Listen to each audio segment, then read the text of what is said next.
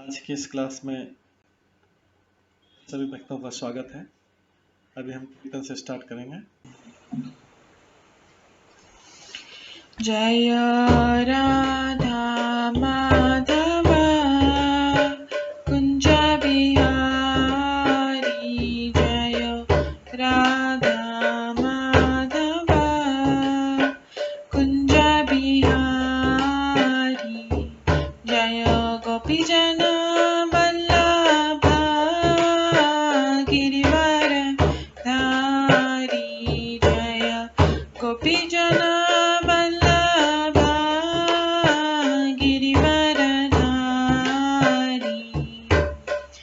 यशोदानन्दन व्रज जनरञ्जन, यशोदानन्दन व्रज जनरञ्जन, यमुनातीरवनचारि, यमुनातीरवनचारि,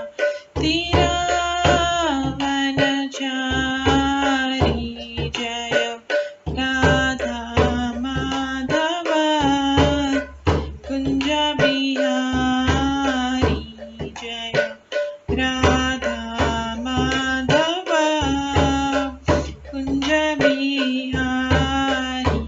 हरे कृष्णा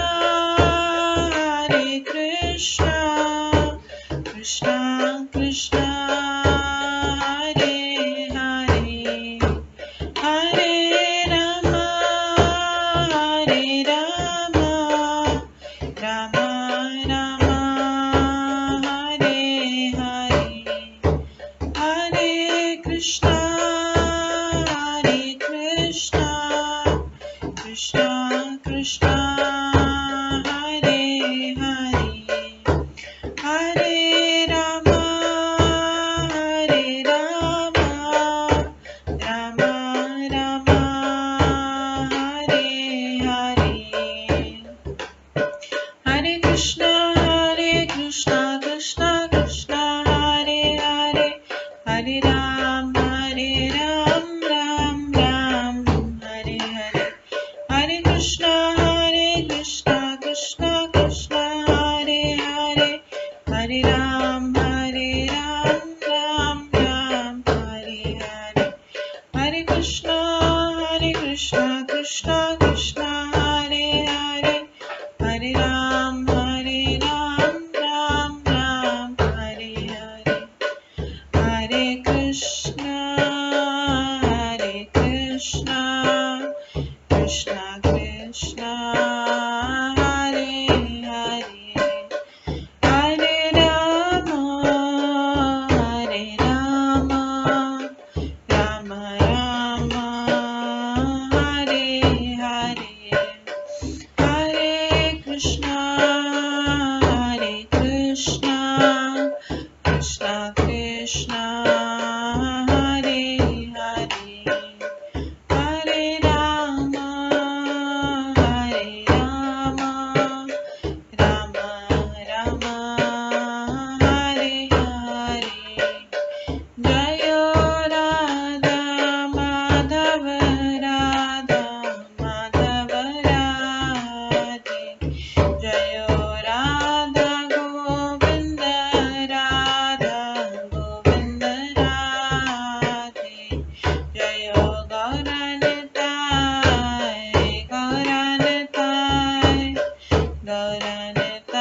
जय गौरनिताय, जय जय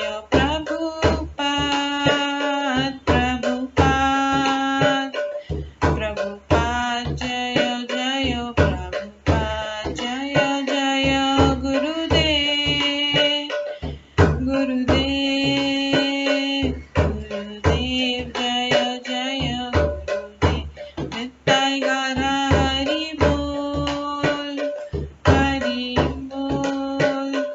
हरि बोल नित्य गौर हरि बोल।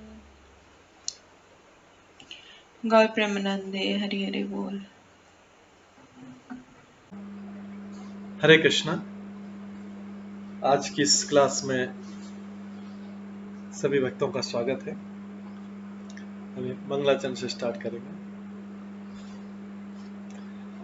ॐ अज्ञानतिमिरन्धस्य ज्ञानाञ्जनशलाकया चक्षुरुन्मिलितं येन तस्मै श्रीगुरुवे नमः। श्रीचैतन्यमनोभीष्टं स्थापितं येन भूतले स्वयं रूप कदा मह्यं ददाति स्वपदान्तिकम्। वन्देऽहं श्रीगुरो श्रीयुतपदकमलं श्रीगुरुं वैष्णवांश्च श्रीरूपं साग्रजातं सहगणा रघुनाथान्वितं तं सजीवं साद्वैतं सावधूतं परिजनसहितं कृष्णचैतन्यदेवं श्रीराधाकृष्णपादान् सहगणा ललिता श्रीविशाखान्वितांश्च नमो विष्णुपदाय कृष्णपृष्ठाय भूतले श्रीमते भक्तिवेदांत स्वामिन्निति नामिने।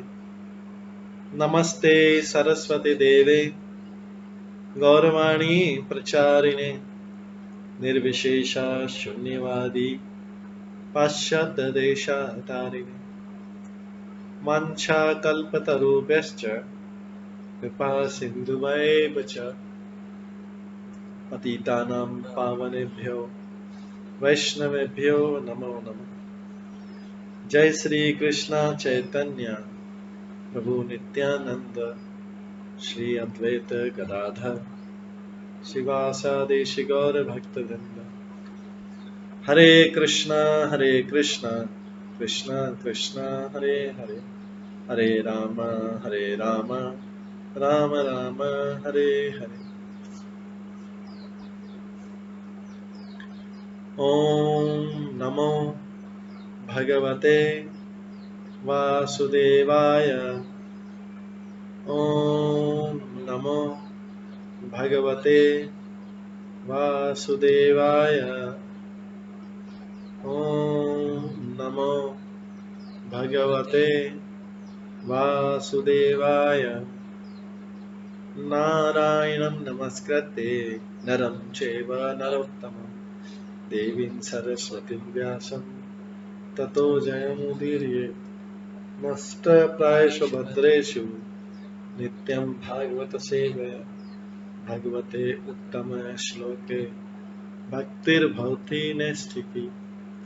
कृष्णाय वासुदेवाय देवकी नंदनाय च नन्दगोपकुमाराय गोविन्दाय नमो नमः।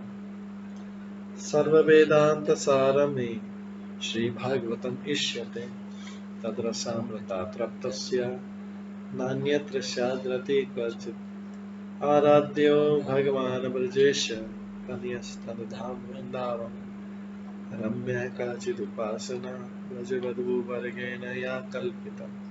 श्रीमद्भागवतं प्रमाणम् अमलं प्रेम कुमार्थमः श्रीचैतन्य महाप्रभुमतम् इदं तत्रादरो न परम्। मूकं करोति वाचालं पङ्गुलङ्घयते गिरिं यत्कृपातमहं वन्दे परमानन्दमाधवम्। हरे कृष्णा।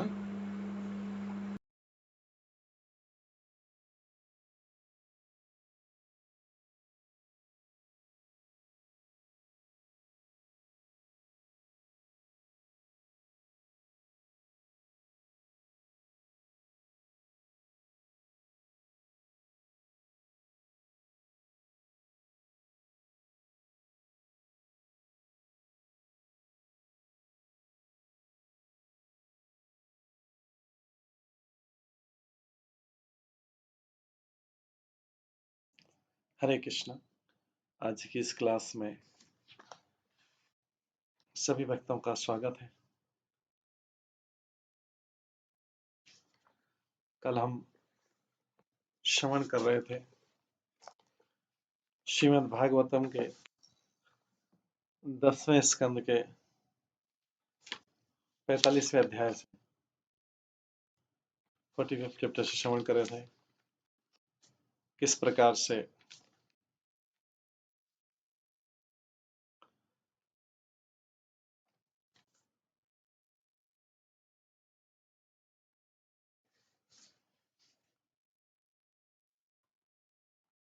भगवान ने कंस का वध किया। इसके पश्चात भगवान अपने माता पिता देवकी वसुदेव से मिले। देवकी वसुदेव ने उन्हें पहले तो हिचकिचाए, क्योंकि देवकी वसुदेव ने जब उनका वीरता के कार्य देखे, देवकी वसुदेव ने जब उनके वीरता के कार्य देखे तो उनको विश्वास नहीं हुआ कि हमारा बालक है। इतने सारे ऐश्वर्य भगवान के देखकर माता पिता खड़े रहे, उनको विश्वास नहीं हुआ कि हमारा बालक है। लेकिन भगवान ने अपनी योगमाया शक्ति से उन्हें स्मरण कराया। भगवान से उन्हें योगमाया शक्ति से स्मरण कराया कि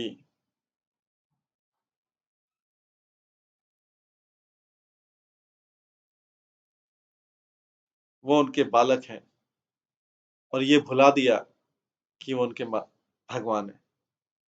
इसके बाद वासुदेव ने जो प्रॉमिस किया था, वासुदेव ने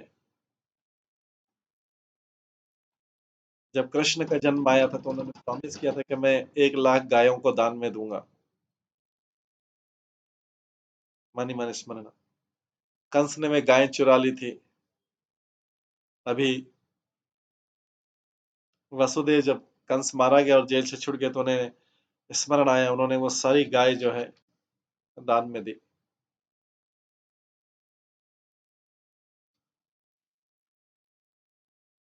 इसके पश्चात दोनों भाइयों का संस्कार कराया गया। वसुदेव के द्वारा, दशरथ देव के द्वारा दोनों भाइयों का संस्कार कराया गया, और दोनों भाइयों ने यदुवंश के गुरु गर्ग मुनि से ब्रह्मचर्य का व्रत ग्रहण किया।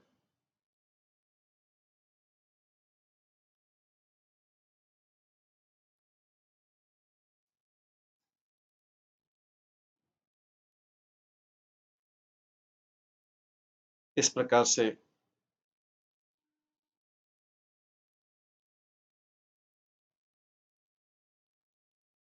कृष्ण और बलराम मथुरा में रहने लगे। इसके पश्चात अगले श्लोक में आता है, 27वें श्लोक में आता है, 30वें और 31वें श्लोक में आता है, प्रभवो सर्व विद्यानां सर्वज्ञो जगतीश्वरो न अन्य सिद्धमलम ज्ञानम गुहमानो नर ज्ञानम गुहमानो नरोहितो अथो गुरुकुले वासम इच्छन्तो उपजगतु काश्यम सांदीपनिम नाम काश्यम सांदीपनि नाम ही अवंतीपुर वासिनम।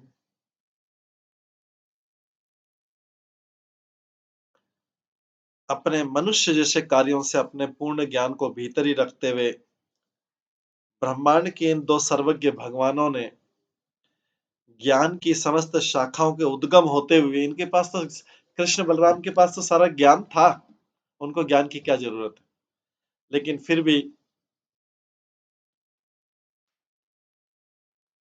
ब्रह्मांड के इन सर्वज्ञ भगवान ने उद्गम होते हुए गुरुकुल में जाने की इच्छा व्यक्त की, और इस प्रकार वे काशीवासी सांदीपनि मुनि के पास पहुंचे। ये सांदीपनि मुनि काशी के निवासी थे। तो इस प्रकार वे काशीवासी सांदीपनि मुनि के पास में पहुंचे,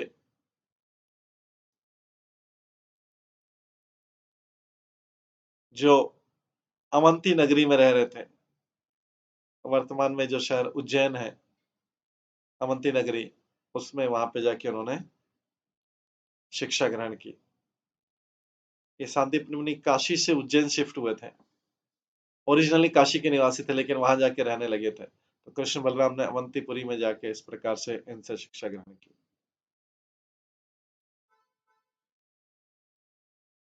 यथा उपसाद्य तो दांतो गुरो वृत्तिम अनिंदिताम ग्रहायन्तो उपेतो स्मम भक्त्या देवम इवाद्यतो सांदीपनी इन दोनों आत्मसंयमी शिक्षकों के प्रति बहुत ही उच्च विचार रखते थे। ये उनके स्पेशल शिष्य थे जिन्हें उन्होंने अकस्मात प्राप्त किया था।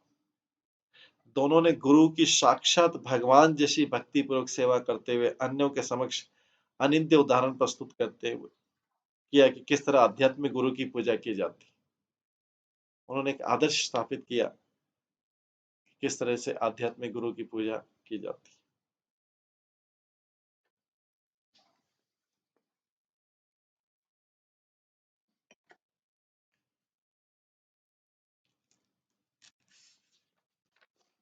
इसी में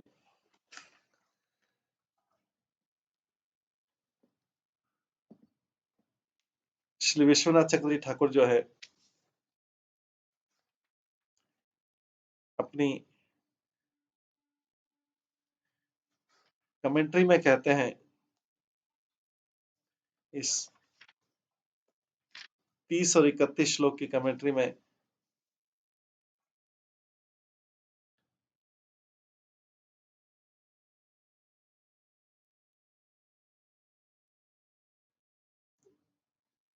दूसरों को शिक्षा देने के लिए उन्होंने गुरु के साथ एकदम परफेक्ट डीलिंग किया। उनका व्यवहार, हालांकि दोनों भगवान थे, कृष्ण बलराम, लेकिन दूसरों को शिक्षा देने के लिए पहले उन्होंने स्वयं डीलिंग किया गुरु के साथ में। आध्यात्मिक गुरु, किस तरह से गुरु को सम्मान देना चाहिए। Krishna Balram served the guru with great devotion. उन्होंने अपने गुरु की बहुत ही भक्ति के साथ में, भक्ति मतलब वो जिसमें प्रेम है, great great devotion according to spiritual, शास्त्रों के नियमों के अनुसार उन्होंने अपने गुरु की प्रेम पूर्वक सेवा की।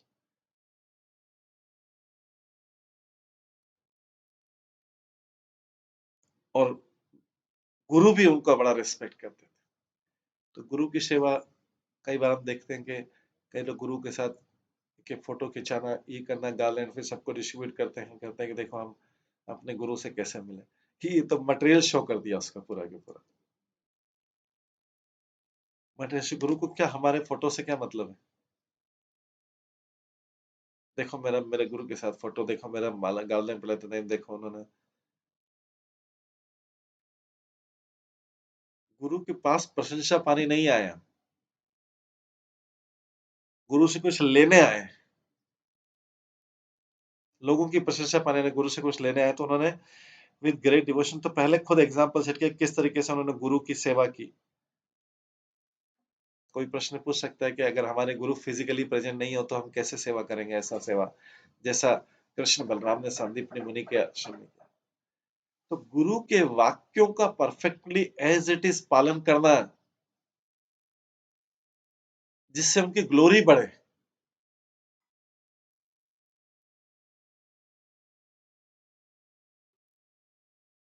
गुरु के वाक्यों का एज इट इज पालन करना, उसके आधार पे सारे कार्य करना, वो तो बहुत बड़ी सेवा है, वाणी सेवा है।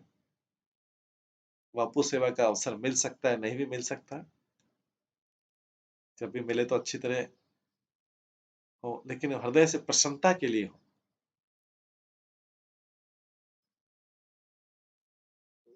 गुरु उससे प्रसन्न हो। हम बोले गुरु जी आप, हमने तो गुरु की इस बार इतनी सेवा की, कोई प्रसन्न ही नहीं दिखाई दे रहा। हमने अपने सेटिस्फेक्शन के लिए वो सेवा की,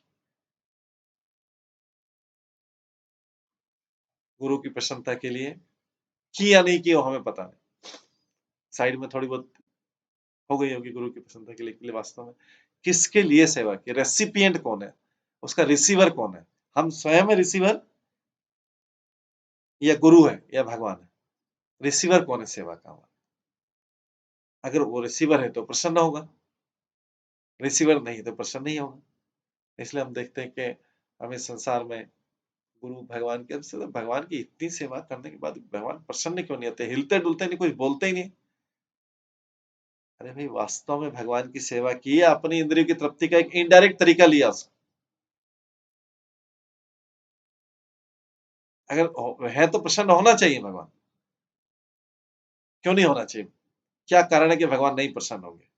अगर सेवा कर सब जगह सारे शास्त्रों में लिखा डिवोशनल सर्विस से ही भगवान प्रसन्न होते हैं, तो फिर प्रसन्न क्यों नहीं है? इसका मतलब हमारी सेवा का उद्देश्य कुछ और हो सकता है। तो इस प्रकार से विश्वनाथ चक्रवर्ती ठाकुर कर रहे हैं परफेक्ट डीलिंग्स विद गुरु। उन्होंने अपना एग्जाम्पल, तभी तो दूसरों को टीच कर सकते हैं कि teaching perfect dealings with Guru Krishna and Balram served the guru with great devotion according to the spiritual rules.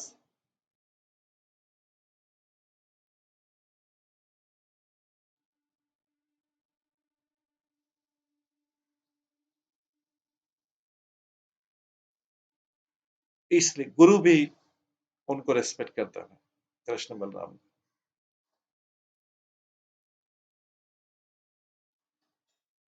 आगे के श्लोक में बोलते हैं यथा उपसाद्य तो दान्तो गुरो वृत्तिम अनंदिताम ग्रहायन्तो उपेतोस्म भक्त्या देवम इव आद्यतो। सांदीपनि मुनि इन दोनों आत्म संयमी शिष्यों के प्रति बहुत उच्च विचार रखते थे और उन्हें अकस्मात प्राप्त किया था। दोनों ने गुरु की साक्षात भगवान जैसी भक्ति पूर्वक सेवा की और अन्यों के समक्ष अनित्य उदाहरण पेश किया कि किस तरह आध्यात्मिक गुरु की पूजा की जाती है।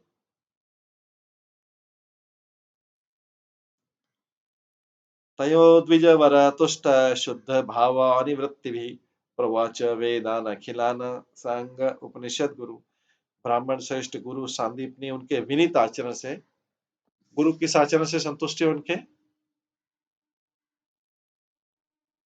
भागवतम जब किसी वर्ड के ऊपर स्ट्रेस देता है तो, क्योंकि भागवतम बहुत लिमिटेड शब्दों वाला ग्रंथ। ब्राह्मण श्रेष्ठ गुरु सांदीप ने उनके विनीत आचरण से, उनके हम्बल बिहेवियर से, हम्बल सर्विंग से संतुष्ट। तो सेवा में कुरकुरा, अगर उसमें हम्बलनेस नहीं है तो ग्रहण करने वाला उसको, जैसे भगवान भी हमारी हम्बलनेस से शरणागति तब ग्रहण करते। अगर हम सोचेंगे हमने भगवान की सेवा कर ली, भगवान का भी बहुत हो गया, भगवान की सेवा करी अभी, भगवान ने ठीक है, मैं ग्रहण ही नहीं करता उसको। तो ब्राह्मण श्रेष्ठ गुरु संदीप ने उनके विनीत आचरण से, हम्बल बिहेवियर से संतुष्ट है जाता है। उन्होंने दोनों को सारे वेद, छह वेदांगों तथा उपनिषद सारी चीजें दे दी अपनी, क्योंकि उनके विनीत आचरण से गुरु जब संतुष्ट होता है तो अपनी सारी चीज दे देता है। इसलिए बोलते गुरु कृपा भगवान कृपा। कृपा में और किसी चीज की जरूरत नहीं पड़ती, कृपा में सब कुछ आ जाता है। इस प्रकार से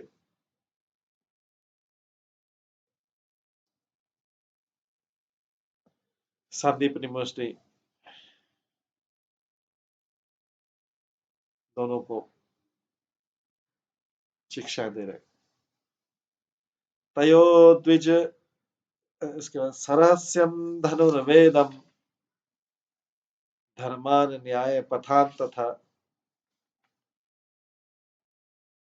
तथा च आने शिक्षु विद्याम राजनीतिम च षट विधाम। उन्होंने दोनों को रहस्य सहित धनुर्वेद की शिक्षा दी।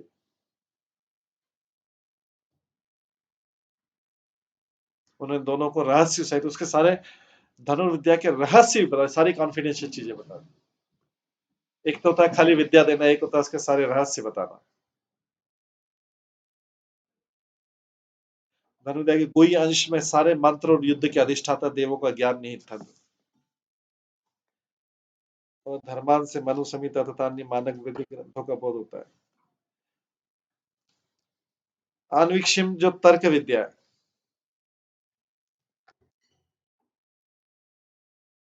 उन्होंने ये विद्या भी देखी, कोई अगर तर्क करता है, वाद विवाद करता है तो उसका उत्तर कैसे देना चाहिए।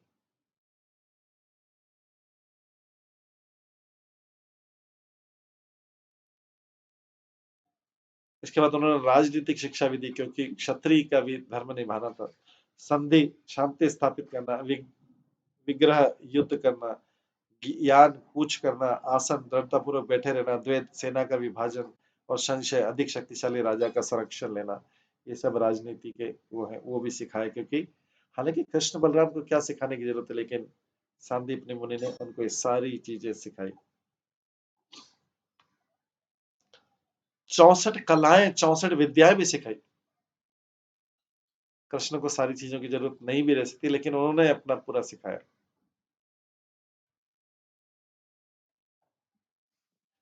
35 और 36 श्लोक में कहते हैं,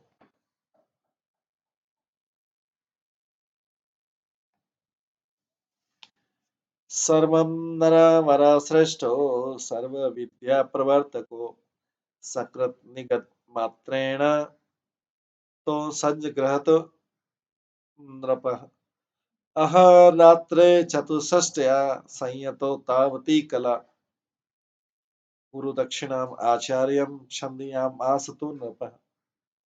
हे राजन, पुरुष श्रेष्ठ कृष्ण तथा बलराम स्वयं ही सभी प्रकार की विद्याओं के आदि प्रवर्तक होने के कारण किसी भी विषय की व्याख्या को एक बार सुनकर आत्मसात कर लेते, एक बार सुन के पूरा ग्रहण कर लेते। ये कृष्ण बलराम में क्वालिटी। इस तरह उन्होंने एकाग्र चित्त से, एक्चुअली मन एक जगह लगा रहे तो व्यक्ति काफी चीजें ग्रहण कर सकता है। उन्होंने एकाग्र चित्त से 64 कलाओं तथा चातुर्यों को उतने दिनों तक रातों में सीख लिया। 64 दिनों, 64 कला को 64 दिनों में सीख लिया। 64 आर्ट्स इन 64 डेज। एक एक दिन में एक एक कला पूरी सीख ली। कौन कौन सी कला है वो जरा हम भी देखते हैं इसमें। इसके पश्चात उन्होंने गुरु दक्षिणा देकर अपने गुरु को प्रसन्न किया। तो 64 कलाएं कौन सी थी? भगवान ने गीतम, पहली कला है गीतम, गायन की कला। उस समय सारी कलाएं महत्वपूर्ण रहती थी। आजकल धन कमाने के अलावा और किसी कला की जरूरत व्यक्ति महसूस नहीं करता। एक चीज आती है तो सारी चीज उससे हो जाए।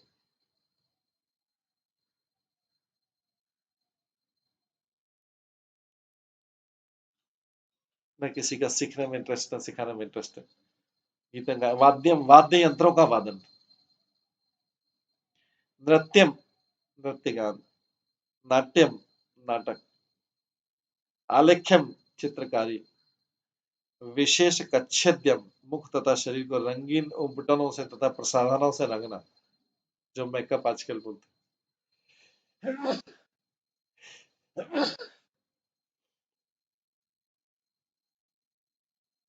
तंडुल कुसुम बलि विकारा, फर्श पर चावल तथा फूलों से शुभ आरेख बनाना, ये सब ऑस्पिशियस चीज भगवान की प्रसन्नता की।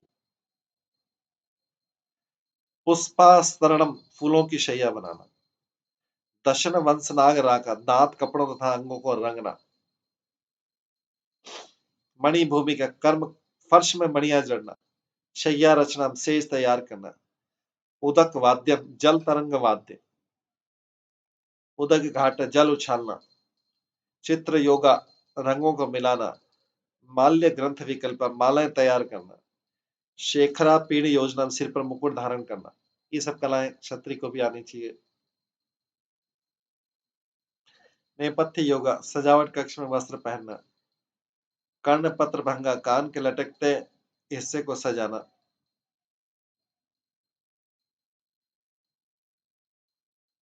सुगंध युक्त, सुगंधित द्रव्य लगाना। भूषण योजना, गहनों से सजाना। इंद्रजालम, जादूगरी। कोचमार योगा, बनावटी वेश बनाने की कला। हस्त लाघवम, हाथ की सफाई। चित्र शाक पूप भक्ष्य विकार विक्रिया, इस तरह की रोटियां, सलाद, केक तथा अन्य प्रकार के स्वादिष्ट भोजन तैयार करना। पानक रस रागासव, विविध स्वादिष्ट पेयों को तैयार करना और पेयों में लाल रंग मिलाना। सूची वाय कर्म, सिलने सिलने और बुनने का कार्य। सूत्र क्रीड़ा, डोरे से चलाई जाने वाली कठपुतलियां नचाना। वीणा मरुख वाद्यानी, वीणा तथा डमरू बजाना। प्रहेलिका प्रतिमाला, पहेली बुझाना, अंतराक्षरी योजना। दुर्वचक योगा, गूढ़ प्रश्न पूछना। पुस्तक वाचना, पुस्तक वाचना मतलब ग्रंथ को पढ़ना, कैसे पढ़ना। नाटिका आख्यायिका दर्शनम, छोटे नाटकों का अभिनय तथा आख्यायिका लिखना सीखना।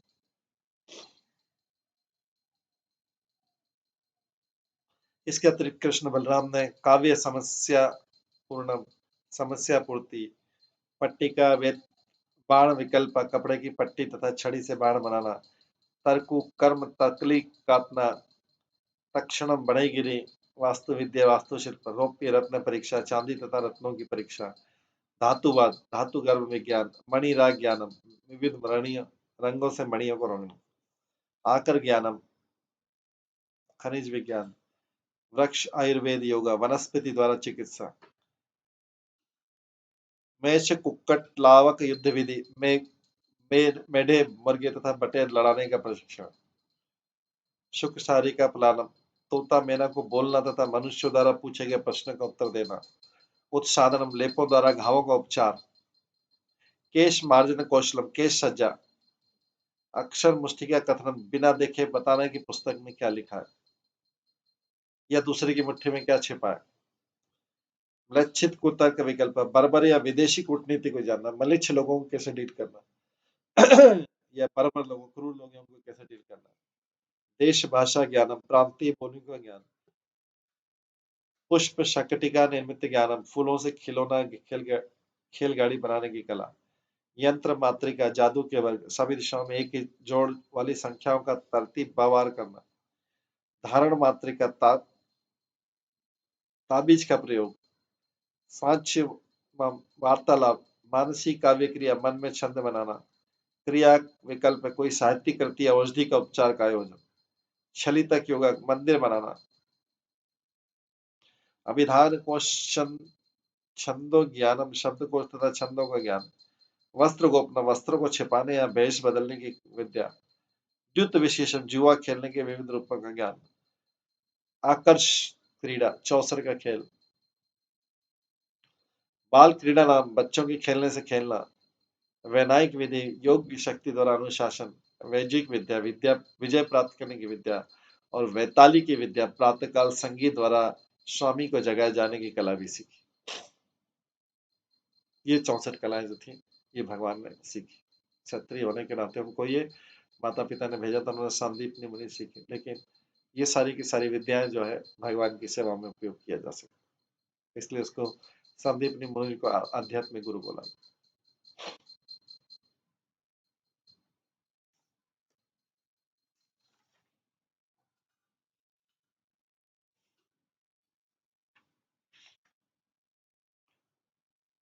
इस प्रकार से जो है भगवान सारी कलाएं संदीपनी मुनि से सीख रहे हैं।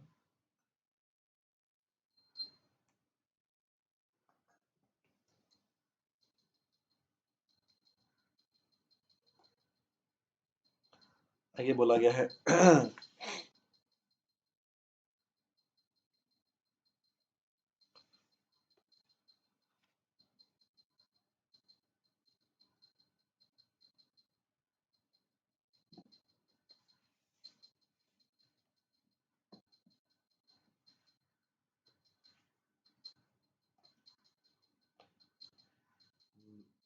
द्विजतयोतं महिमानम् अद्भुतम् सलक्ष्य राजन्नतिमानुषं मतिं सम्मन्त्र्य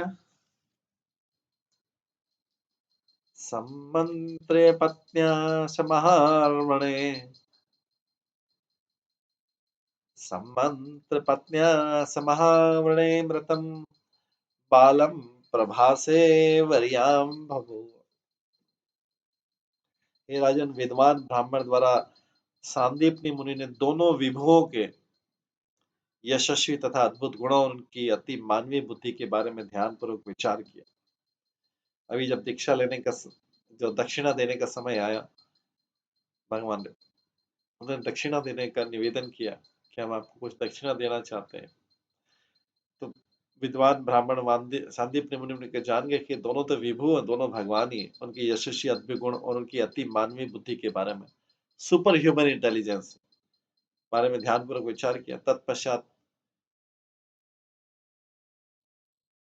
सांदीप मुनि ने अपनी पत्नी से पूछा कि ये दक्षिणा का बोल रहे हैं, आपको क्या दक्षिणा चाहिए। सांदीप मुनि से पहले भगवान ने तो सांदीप मुनि ने पहले कहा कि मुझे आपको पढ़ने का सौभाग्य मिला, इससे बड़ा क्या दक्षिणा हो सकता। उन्होंने अपनी पत्नी से परामर्श किया तो पत्नी ने बोला कि हमारा जो बेटा खो गया था कुछ सालों पहले जब हम प्रभास क्षेत्र में गए थे, अगर उसकी वापसी हो जाए, क्योंकि भगवान तो बहुत पावरफुल है, कुछ भी कर सकते। तो उन्होंने अपने नन्हे पुत्र की वापसी को चुना जो प्रभास क्षेत्र के समुद्र में मृत्यु को प्राप्त हो चुका था।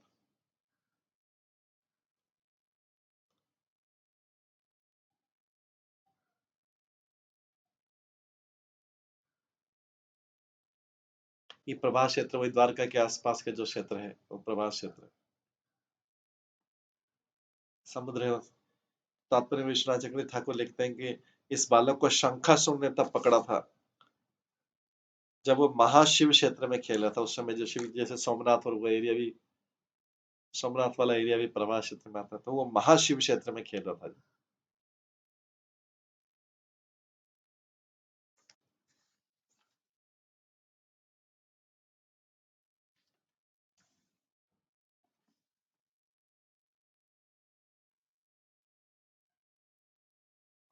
इसको शंखचूड़ ने निगल स्वालो कर लिया था। शंखचूड़ ने उसको निगल लिया था, स्वालो कर लिया था।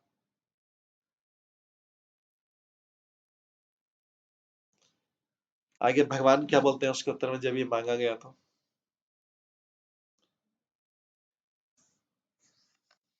भगवान आगे कह रहे हैं,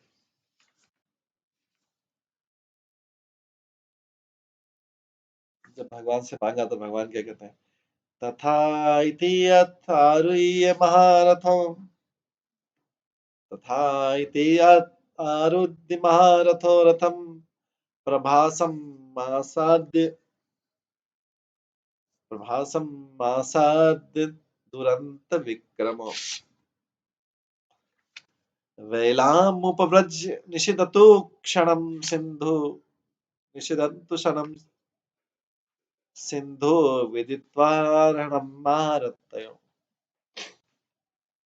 असीम पराक्रम वाले दोनों महारथियों ने उत्तर दिया, बहुत अच्छा। कृष्ण बलराम ने बोला, तुरंत गुरु ने जो बोला कृष्ण बलराम ने स्वीकार कर लिया, बिना किसी वाद विवाद के। तो अगर हमें गुरु की या भगवान की इच्छा का पालन करते हैं, उसमें हम ज्यादा सोचते नहीं, तुरंत कर देते। लेकिन जब हमें पालन करने की इच्छा नहीं होती तो हम टालम टोल करते हैं। आज कर लेंगे, कल कर लेंगे, परसों कर लेंगे, अभी कर लेंगे, थोड़ी देर बाद कर लेंगे, थोड़ी देर बाद कर लेंगे। एक सामान्य होता है कि भाई थोड़ी देर बाद। भगवान से संबंधित जो कार्य है उसको तुरंत, उसमें कल और परसों तुरंत। भगवान से संबंधित कार्य जो है, तो यहाँ पे गुरु की आज्ञा है, बोले तथास्तु तुरंत।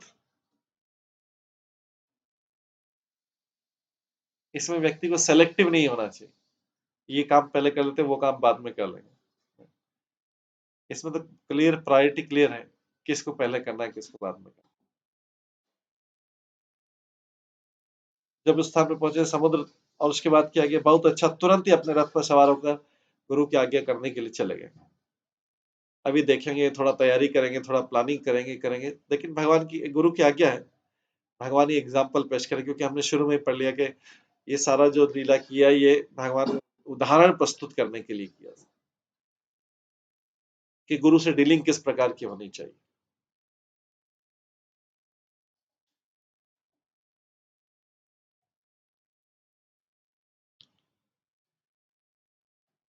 तुरंत प्रवास के लिए रवाना होकर जब वे उस स्थान पर पहुंचे, समुद्र तक पैदल गए दोनों, और वहां बैठ गए। क्षण भर में समुद्र का देवता उन्हें भगवान के रूप में पहचान कर श्रद्धा रूप में भेंट लेकर उनके निकट आया।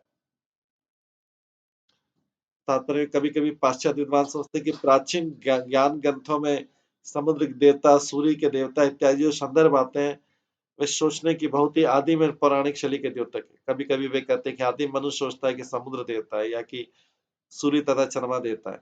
वास्तव में श्लोक में आगत सिंधु शब्द जिसका अर्थ है सागर है, ऐसे व्यक्ति को सूचित करता है जो भौतिक प्रकृति के उस पक्ष पर शासन चलाता है।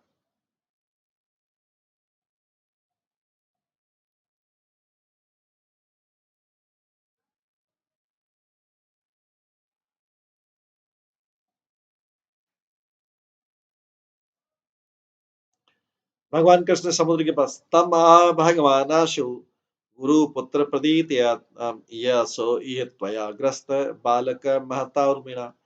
भगवान कृष्ण ने समुद्र के स्वामी से कहा, मेरे गुरु के पुत्र को तुरंत उपस्थित किया जाए और तुम जिसे तुमने अपने बलशाली लहरों से यहाँ जकड़ रखा है, मेरे गुरु के पुत्र। भगवान का जो गुरु का कार्य है वो अपने कार्य से भी उनका श्रेष्ठ। गुरु का कार्य अपने किसी दूसरे पर्सनल काम से श्रेष्ठ, क्योंकि गुरु का कार्य भगवान का कार्य। अगर वो गुरु का पर्सनल कार्य भी तो भी भगवान का कार्य, क्योंकि गुरु भगवान की पूर्ण रूप से सेवा में अपने आप को समर्पित कर रखा है गुरु।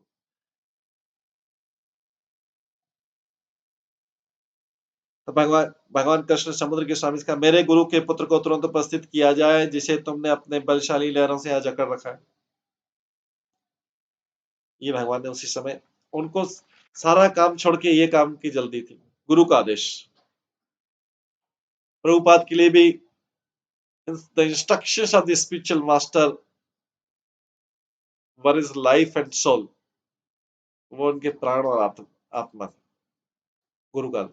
तो कोई बोल सकता नहीं हमारे भी तो इतने जरूरी काम है, हम वो कौन करेगा, नुकसान हो जाएगा तो कौन भरेगा। गुरु के आदेश में, जैसा कुछ देर पहले भक्त से भी सुना, उस आदेश में, गुरु के आदेश में सारी शक्ति है। गुरु के आदेश और भगवान के आदेश में सारी शक्ति है। उसके अंदर आपके क्या काम रुक रहे हैं, क्या नहीं रुक रहे, उसमें सारी शक्ति सब चीजों को सॉल्व करने की, खाली बस उसको आदेश के लिए हाँ करना और बाकी सारा काम अपने आप। क्योंकि शक्ति तो आदेश में आ गई है। तो जो व्यक्ति इम्पॉसिबल काम बोल सके नहीं, तो इम्पॉसिबल कर ही नहीं सकते हैं काम। इस भौतिक जगत का व्यक्ति जो है सारे काम के लिए ना कर देता है, केवल धन प्राप्ति के लिए वो सारी उसके पास पता नहीं कहां से शक्ति आ जाती है धन प्राप्ति के लिए, धन के साधन एकत्र करने के लिए कहां से इधर उधर शक्ति आ जाती है उसके पास सारी शक्ति, लेकिन भगवान के कार्य करने में वो शक्तिहीन हो जाता है।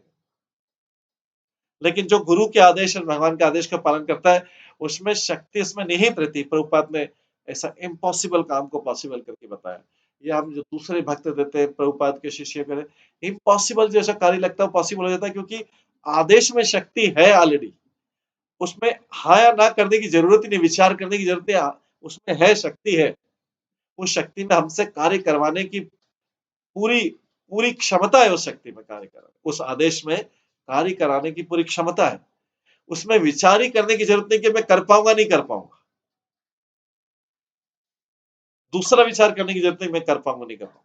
और हम देखते हैं कि जो भी लोग भगवान के कार्यों में रहते हैं ये बाद में सोचेंगे कि वो तो पहले कर लेते हैं, बाद में सोचते हैं अरे आपने कैसे कर लिया, ये तो पॉसिबल ही नहीं था। भाई जो आदेश था उसमें शक्ति थी, भौतिक चीजों में ये नहीं है, भौतिक चीजों में वो शक्ति नहीं।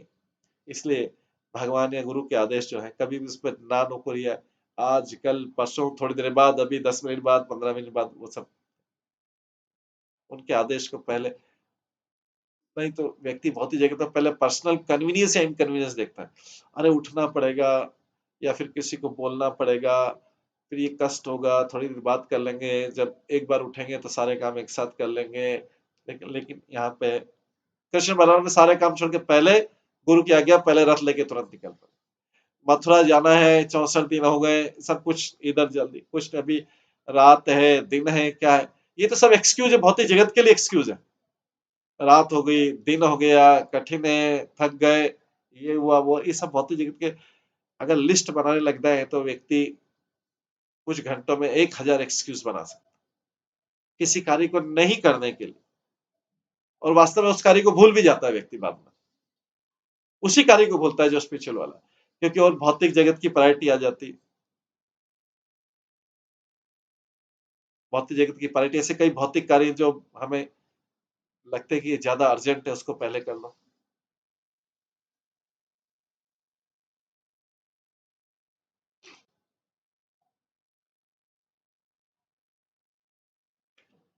इस प्रकार से भगवान ने जरा सी विधेय नहीं, समुद्र से बोला मेरे पुत्र को तुरंत उपस्थित किया जाए, सारा काम तुरंत उधर से तुरंत चले, तुरंत उपस्थित किया जाए जिसे तुमने अपने बलशाली लहरों से यहाँ पे जकड़ रखा है। ये भगवान का सारा एग्जाम्पल है हमारे सामने कि उनके लिए। तो यहाँ पे हम देख सकते हैं कि भगवान के लिए क्या प्रायोरिटी है? भगवान तो पूरे ब्रह्मांड के मालिक है, कितने काम होंगे भगवान के पास में, लेकिन यहाँ बोलते हैं तुरंत सारा काम छोड़ के पहले गुरु की आज्ञा का पालन कर रहे हैं। इस शुरू में विश्वनाथ चक्रवर्ती ठाकुर ने लिख लिया कि ये सारी लीला किस लिए कर रहे हैं? गुरु से डीलिंग का एग्जाम्पल पेश कर। ये हमने पिछले श्लोकों में देखा। स्वयं कर रहे हैं, दूसरों को टीचिंग करने के लिए कर रहे हैं।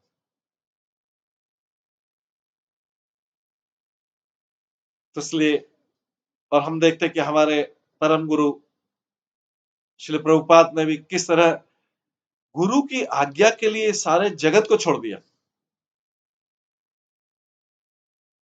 जो भी बाधा थी उन्होंने रास्ते में उस बाधा को क्रॉस करके गुरु की आज्ञा का पालन किया और हम देखते हैं कितनी सफलता मिली।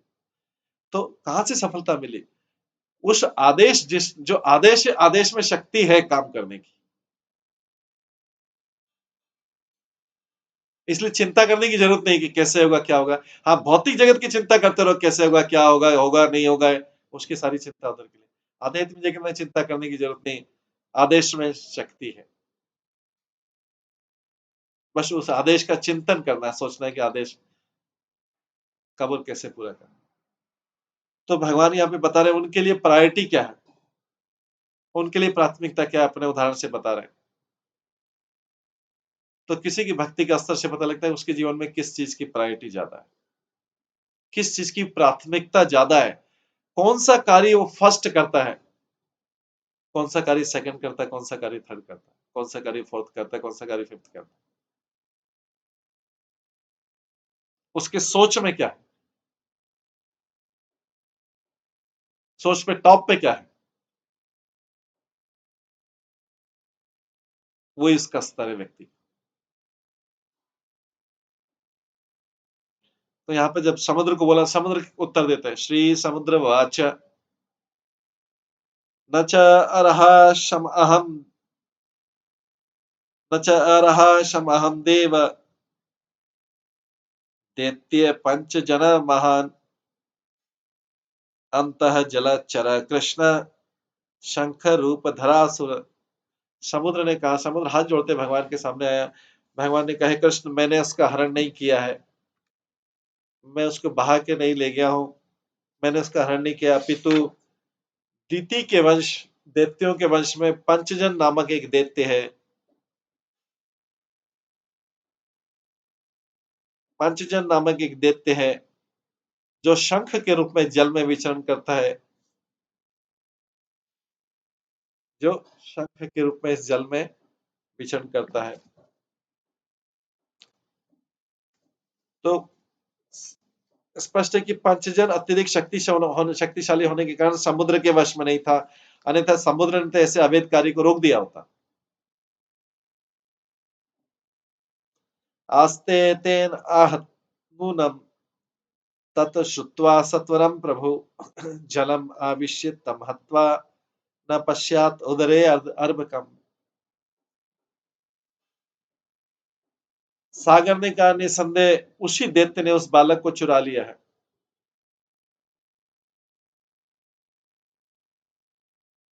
यह सुनकर भगवान कृष्ण समुद्र में घुस गए। कैसे भगवान कर रहे हैं, एक सामान्य व्यक्ति जैसा आचरण कर रहे हैं। केवल मात्र गुरु की आज्ञा की चाहे तो सबको वहीं के वहीं कर लेते, बुला लेते और 1 मिनट में बालक आ जाता, गुरु का बालक उपस्थित हो जाता जो डूब गया था। भगवान स्वयं प्रयास कर रहे हैं हर चीज के लिए, गुरु का आदेश है। समुद्र के अंदर घुस के एक एक आदमी से पूछ रहे हैं, भगवान को जरूरत है क्या ये पूछने की किसी से, लेकिन भगवान ये हम सबको टीचिंग करने के लिए। समुद्र में घुस गए, पंचजन को ढूंढ लिया, पंचजन ढूंढ लिया और उसको मार डाला, किंतु भगवान को उस असुर के पेट के भीतर भी बालक नहीं मिला। ये भगवान ऐसे कार्य कर रहे हैं, अद्भुत, साधारण मनुष्य जैसे कार्य कर रहे हैं।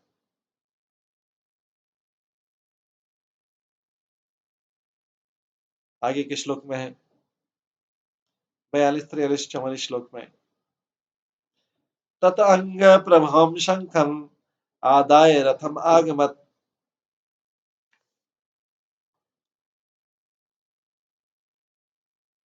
तत संयमीनम तत्संयम नाम यमस्य दयितां पुरीं गत्वा जनार्दन शङ्खं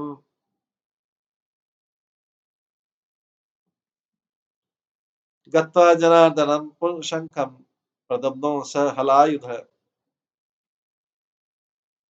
शङ्खनिर्हादमाकर्ण्य प्रजा संयमनियमः तयो तयो सपर्यां महतीं चक्रे भक्ति उपप्रहितामुवाच उवाच अवनत कृष्णं सर्वभूताशयालयम् लीलामनुष्यो विष्णु यो यो करवाम किम। भगवान जनार्दन ने वो शंख ले लिया जो उस दैत्य के शरीर के चारों ओर उगा हुआ था।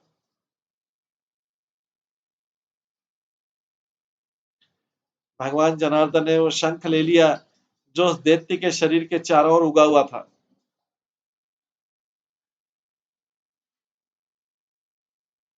तो भगवान ने वो शंख ले लिया, मतलब वो असुर शंख में रहता था, शंखासुर नाम था उसका। पांचजन्य शंख, वो एक्चुअली पंचजन, दैत्य का नाम पंचजन था, उसी शंख के रहता था, तो शंख का नाम हो गया पांचजन्य शंख हो गया। भगवान ने वो असुर को मारे, वहां से निकाला और शंख ले लिया अपने पास में। भगवान कृष्ण के पास आज भी वो पांचजन्य शंख है। भगवान कृष्ण के शंख का नाम क्या है? पांचजन्य शंख।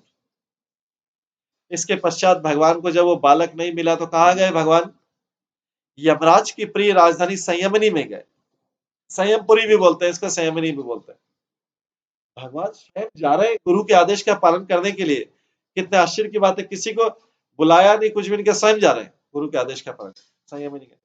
भगवान बलराम के साथ वहां पहुंचकर उन्होंने तेजी से अपना शंख बजाया और उस गूंजती हुई आवाज को सुनते ही बद्ध जीवों को नियंत्रण में रखने वाले यमराज वहां पहुंचे।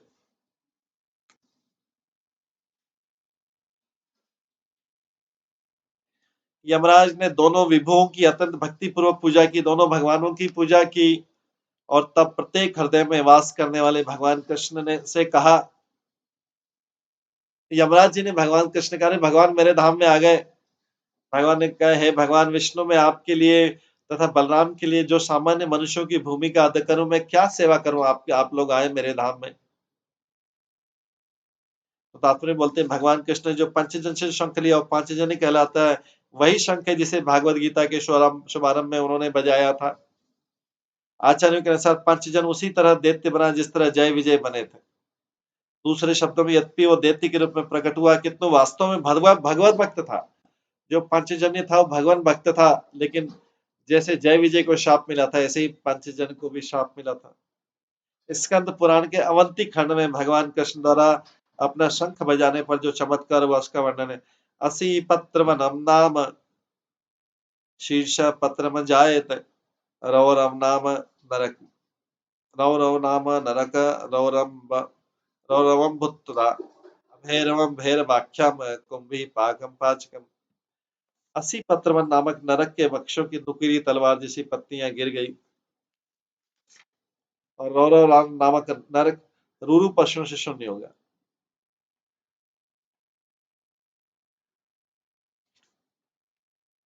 कृष्ण के शंख बजाने पे क्या होता है? वो जो नुकीली पत्तियां उस नरक में, जो 80 पत्र वन, उसमें नरक के वृक्ष में बहुत नुकीली पत्तियां रहती है, जिसमें व्यक्ति डालते से उसके छेद छेद हो जाते हैं पूरे। उसकी नुकीली पत्तियां गिर गई। रोरो नामक नरक में रूरू नाम का पशु रहता है, वो शून्य होगा, पशु चला गया। एक कृष्ण के शंख बजाने से नरक भी, नरक की नरकता चली गई, भयानकता चली जाती। ये कृष्ण के शंख बजाने का ये शुभ लक्षण होता है। और स्कंद पुराण में लिखा है, पाप क्षया तथा सर्वे विमुक्ता नारका नरा, पाप क्षया तथा सर्वे विमुक्ता नारका नरा पदम एवं साध्य। उनके पाप पुण्य कर्म कर्म कर्म फल समूल नष्ट हो गए, नरक के सारे वासियों को मुक्ति मिल गई और वे वैकुंठ पहुंच गए।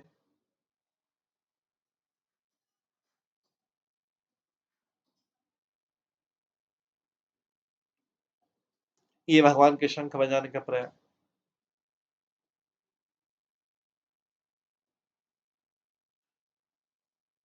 भगवान यमराज की नगरी में जाके ऐसा कर रहे हैं। उसके बाद भगवान बोले, श्री भगवान वाच,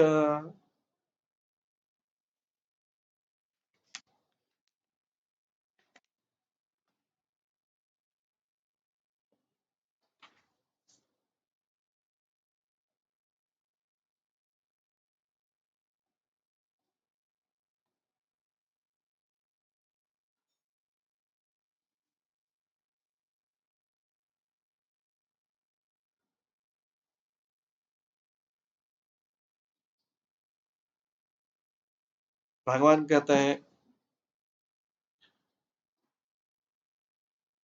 गुरु पुत्रम यह आनितम निज कर्म निबंधनम आन आने आने सब महाराजा मत शासन पुरुकृत। भगवान ने कहा, अपने विगत कर्म बंधन का भोग करने से मेरे गुरु का पुत्र आपके पास यहाँ लाया गया है। भगवान उससे बोलते हैं यमराज से, मेरे गुरु का पुत्र आपके इधर आया है, अपने विगत कर्मों के फल होने से। हे महान राजा, मेरा आदेश का पालन करो और अविलंब उस बालक को मेरे पास ले आओ। कृष्ण यमराज से बोलते हैं, वो मेरे आदेश का पालन करो, उस बालक को जो मेरे गुरु का पुत्र, कहीं पे भी कुछ भी हो, ले आओ मेरे पास। भगवान है, जब किसी आत्मा को ले जाना चाहते तो कौन रोक सकता है।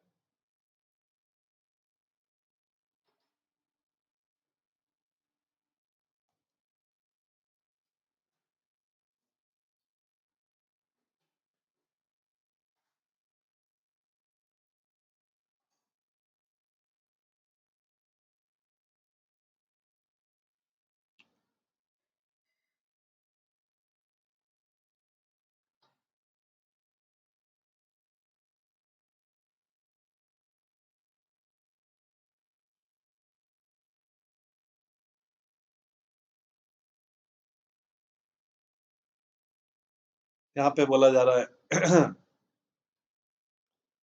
तथेति तेन उपानीतम, भगवान बोल रहे हैं, गुरु पुत्रम यदोत्तम दत्वा स्वगुरुवे भूय वृष्णिस्व इति तम उचतु। यमराज ने कहा, यमराज भगवान से बोलते हैं जो आज्ञा, और गुरुपुत्र को सामने ला दिया।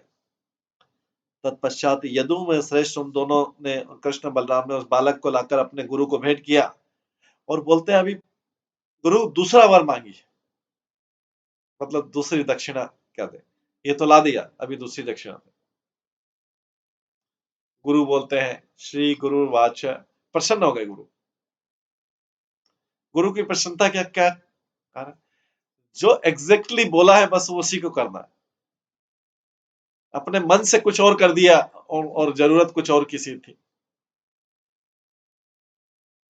ऐसे हम भगवान को बार बार आता है कि भगवान को प्रसन्न करें। भगवान को जरूरत किसी और चीज की है, दे कुछ और दे दे। भगवान को हमकी शरण की जरूरत है, हमारी नम्रता की जरूरत है, हमारी शरण की जरूरत है, हम दे कुछ और रहे हैं।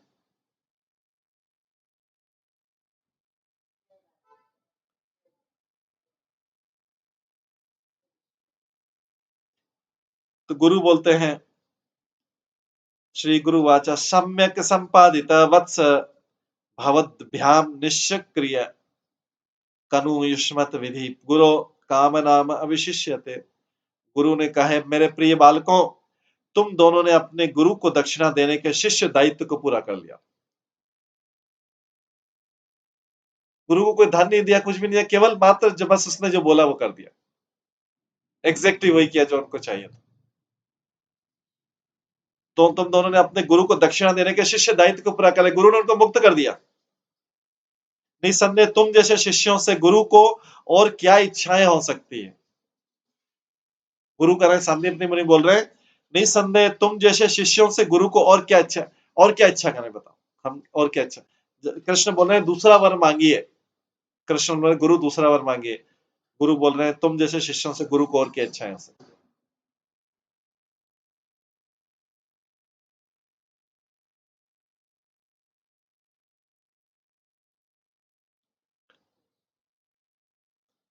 आगे है, अर्थात गच्छतम स्वगृहं वीरो कीर्ति वामस्तु पावनी छंदांसी अयात यामिनी भावंतु ये परत्र च।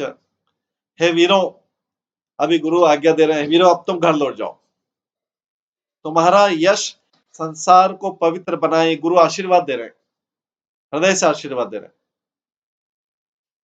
जनरली भौतिक जगत में ऐसा फलो फूलो, ये करो वो करो वो करो, होता कुछ भी नहीं।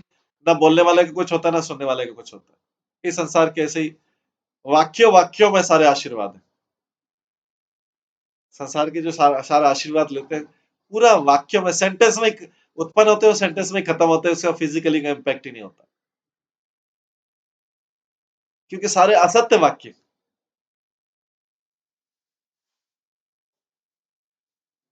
सब भौतिक जगत में आशीर्वाद, सुखी रहो, समृद्धि करो। सुखी कौन रहता है? सारे ने सारे सब लोगों ने सबसे आशीर्वाद पाए होंगे, दिए भी होंगे। सुखी रहो। आप सुखी हैं क्या? अगर उनसे पूछा जाए, आप जो आशीर्वाद दे रहे हैं, आप सुखी हैं क्या? लेकिन वो दूसरों का आशीर्वाद, सुखी रहो, समृद्धि रहो, फलो फूलो। स्वयं डाइंग एज में है, लेकिन बोला फलो फूलो, सुखी समृद्धि रहो। तो व्यक्ति आशीर्वाद भी सही नहीं दे सकता। अरे आशीर्वाद वही दे जिसकी कैपेसिटी है। बाकी तो बोल सकते हैं कि नहीं, हम भगवान से प्रार्थना करते हैं कि आप भगवान के चरणों में। बाकी तो हमारे पास कैपेसिटी नहीं, और वो भी प्रेयर करने की है। भगवान ऐसा भी नहीं कि हमारी प्रेयर को स्वीकार कर लेंगे और आपको जो चाहे वो मिल जाएगा। तो देखिए लोग कितने गर्व से बोलते हैं, जैसे इसका मतलब है कि उनका अंदर से जो वो है, वो ईगो बाहर आता है। सुखी रहो, समृद्ध रहो, फलो फूलो। इस संसार में कौन किसको आशीर्वाद दे सकता है? कितना आश्चर्य की बात। लेकिन क्योंकि आशीर्वाद लेने आए तो रोल ऐसा कर लेते हैं फटाफट, वो सब रोल जो हमारी स्वाभाविक प्रवृत्ति है नियंत्रण करने की या पालन करने की, या अपने आप को महान, तुरंत भगवान का रोल लेते हैं। अरे भगवान बोले अगर किसी को सुखी रहो, समृद्ध रहो, तब जाके तो व्यक्ति हो सकता है। वो पावर तो उन्हीं के पास। जो व्यक्ति खुद ही सुखी नहीं, सुखी समृद्ध नहीं, कुल फल फूल नहीं रहा, कैसे दूसरों को आशीर्वाद दे सकता? लेकिन ये भौतिक जगत है। आश्चर्य की बात है। व्यक्ति कितना जल्दी वो रोल ले लेता है भगवान।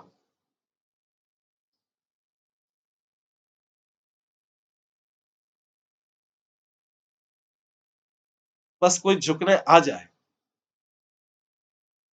तुरंत हमारा भगवत प्रकाशित होता है।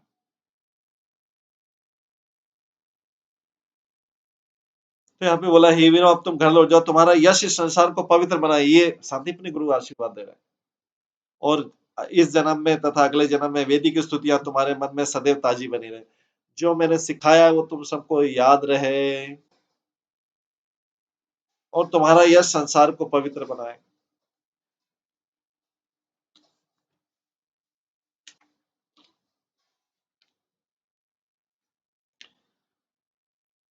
आगे कहते हैं,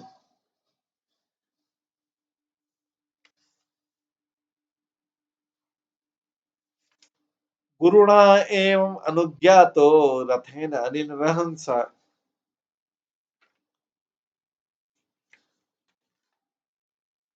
आयातो स पुरम तात पर्जन्य निनेदन में। इस तरह अपने गुरु से विदा होने की अनुमति पाकर दोनों भाई अपने रथ पर बैठकर अवंतिका नगरी, उज्जैनी नगरी छोड़कर मथुरा नगरी की तरफ चले। शिक्षा पूरी हो गई 64 दिन में।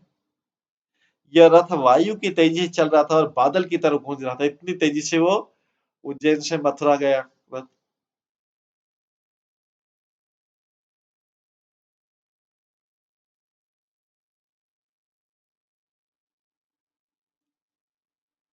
समानंदन प्रजा सर्वा दृष्टा राम जनार्दनो,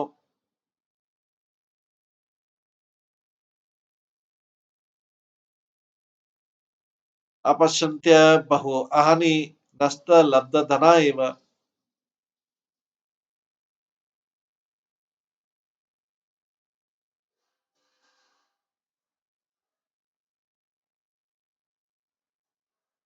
सारे नागरिक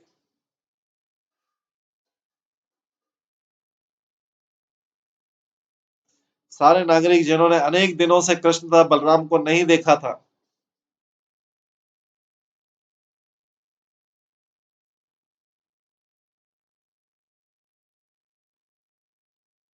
उन्हें देखकर परम प्रसन्न हुए।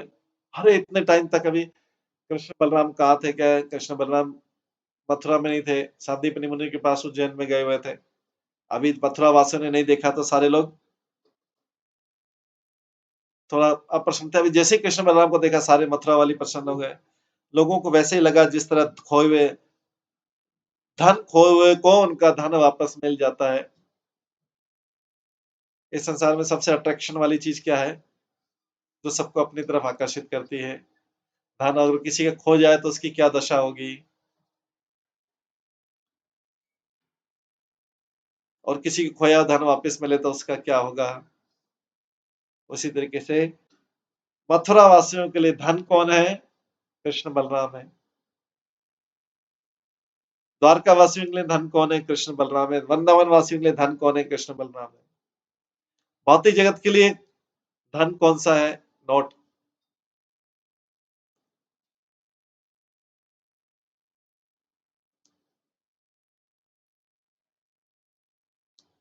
उसी के लिए व्यक्ति सारी परेशानियां मोल लेता है,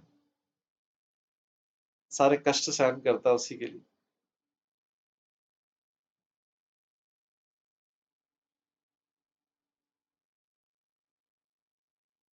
इस प्रकार से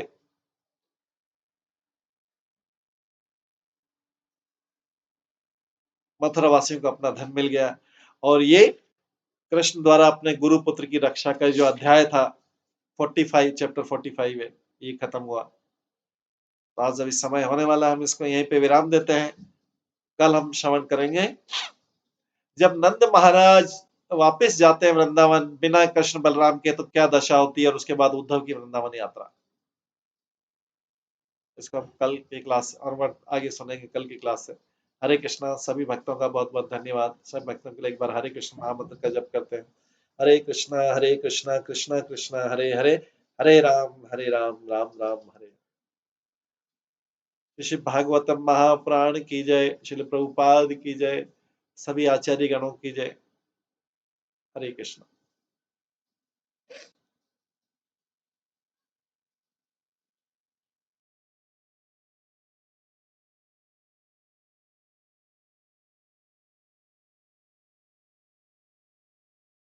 हरे कृष्णा कृष्णा कृष्णा हरे हरे, हरे राम राम राम हरे हरे।